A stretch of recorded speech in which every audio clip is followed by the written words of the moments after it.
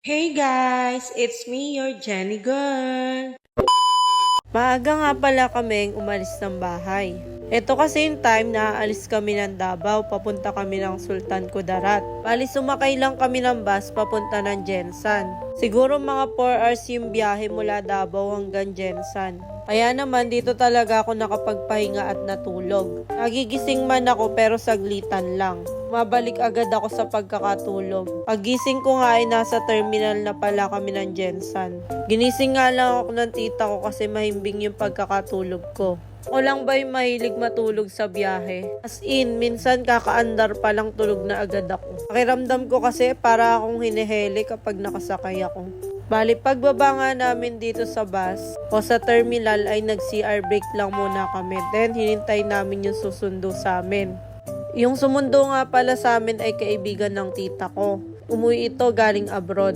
Dinaanan lang kami dito sa terminal, galing pa siyang airport. Siya din yung dahilan or kung bakit kami pupunta ng Sultan Kudarat.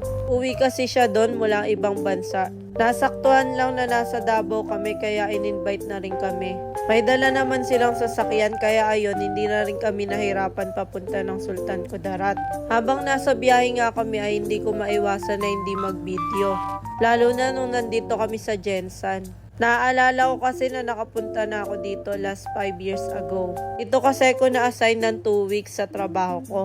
Naalala ko nagpunta pa ako sa KCC Mall para lang manood ng Hello Love Goodbye. Ang mura ng ticket dito kung ikukumpara mo sa Manila. Halos kalahati ang bawas. Tapos naalala ko pa yung manager na ginala kami papunta ng Sarangani. Dinaanan namin yung bahay ni Pacquiao tapos nagpunta kami dun sa Isla Hardin.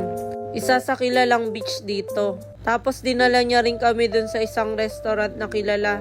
Mga seafoods, lalo na yung mga tuna. Ihaw na tuna pa nga at iba pang masasarap na pagkain. Yun lang naman. Maraming salamat sa panonood.